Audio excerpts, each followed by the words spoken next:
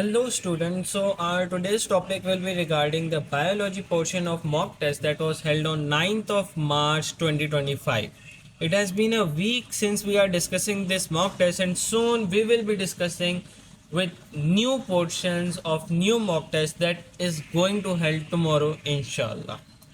Let's start our video without any further delay. And first MCQ that you are seeing on your screen is that deficiency of which hormone causes sterility in humans? What is sterility? Inability to reproduce basically. There might be a disease, there might be some hormonal defect, there might be some structural physiological defect that is causing that leads to non-reproductive nature of the living being. So in humans, it may be basically due to deficiency of estrogen as well as testosterone. Why? Because estrogen basically, if there is an imbalance of estrogen, there will be irregular menstrual cycles in women, which may lead to sterility, as well as testosterone, which may lead to non-mature sperms forming in human beings. No mature sperms will be there, which will result in sterility once again. So we will be having our delta option as the right one. Next comes stimulus of touch, pain, cold and heat are recognized differently because now different stimulus, different sensations are recognized differently by central nervous system. Why? Because there are different neurons for different kinds of sensation. If there is a pricking pain, I will feel it differently. If there is a temperature or I am feeling hot, that will be a different kind of sensation. As well as if there is a burning sensation, that will be a completely different sensation. And of course cold and heat are different sensation. So there are different receptors with different hormones that are present for detection of this stimuli.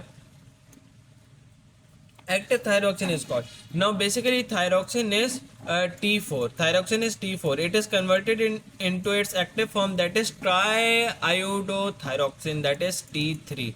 So triiodothyronine is basically the active form of thyroxine. Basically we intake thyroxine or the basically our glands release thyroxine in the form of T4, and then it is converted into active form T3. Why is thyroxine needed? Thyroxine is needed in order to increase the metabolic rate, the metabolism of the body. Next comes for the impulse to transfer from presynaptic to postsynaptic neuron, the substance required is. So if the impulse is to be transferred from presynaptic to postsynaptic neuron, you need calcium. Let's suppose there are two neurons. One is this is the axonal bulb. Here comes the dendrite. Now in order for presynaptic neurons to release their vesicles into this synaptic cleft, you need to have calcium. This calcium will come and activate the presynaptic axon to release its neurotransmitters into the synaptic cleft, which will in turn forward the nerve impulse towards the postsynaptic dendrite. A tumor in the inner part of adrenal cortex in female results in all except. Now first of all, the important thing is that it is the tumor in the inner part of adrenal cortex. We need to know which hormones are released by adrenal cortex. Similarly, this is a relation with female. It does not necessarily depend on male and female, but yeah, it can be an important information considering the hormones.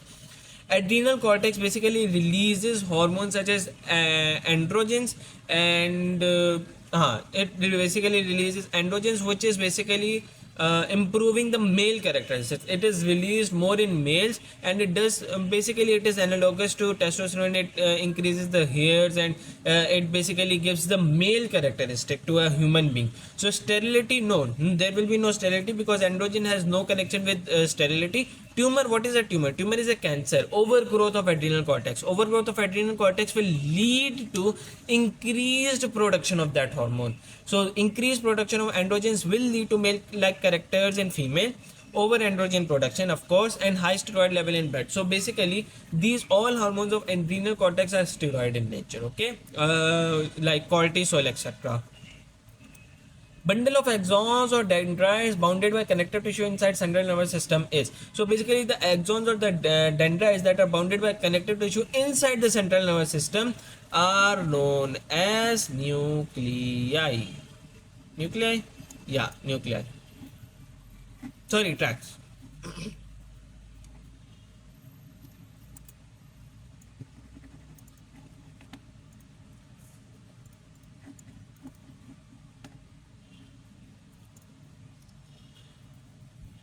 Next MCQ comes bundle of axons or dendrites bounded by connective tissue inside the central nervous system is. So basically the axons which are taking the information from one place to another inside the central nervous system are known as tracts. What are they known as? Tracts. Now inside the central nervous system, if there is a cell body, it will be known as nuclei.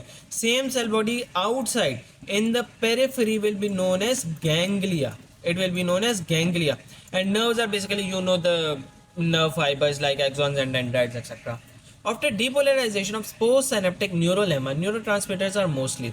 So basically, after depolarization of postsynaptic neurolemma, like the nerve impulse has already gone through, let's draw an axon, let's draw a dendrite, and we suppose that the dendrite has already been depolarized. Now what will happen to these neurotransmitters which are remaining in the synaptic cleft? So basically enzymes will come and then degrade this enzyme will come and then degrade this particular neurotransmitter. So what is the right option? The right option is Charlie. See, major portion of pancreas act as. So pancreas act as both endocrine and exocrine glands. How does it act as an endocrine? It releases insulin and glucagon. How does it act as an exocrine gland? It basically releases pancreatic juice. Basically pancreas has a major role in digestion, which is exocrine in nature, releasing exocrine, which is releasing pancreatic juice. Okay. The nerve impulse which jumps from node to node in myelinated neurons is known as saltatory nerve impulse. It is just a basic MCQ. We do not need any further discussions. I don't think so we need, or we should. So there is a neuron which is myelinated with Schwann cells. So these are basically nodes of Ranvier which I have drawn right over here, and nerve impulse will be jumping. So this is known as saltatory impulsing. Preparing the body for flight or flight response is sympathetic nervous system. Sympathetic nervous system में क्या क्या होता है? Pupils dilate, heartbeat increases, digestion decreases, and many other factors are there. Pick the system which transports hormones in the body. So hormones are chemical messengers which are transported via blood. So circulatory system is the right answer, Charlie. Excess glucose is converted in the liver to glycogen in response to which hormone? So insulin is the hormone which is absent in diabetes. That's why the sugar level is increased in blood. If the insulin levels are normal, the excessive glucose will be turned into glycogen in the liver cells in response to insulin. A man has to face interview, but during his 5 minutes before the interview, he experiences sweating, increased heart rate, and respiration. Which hormone is responsible for this restlessness?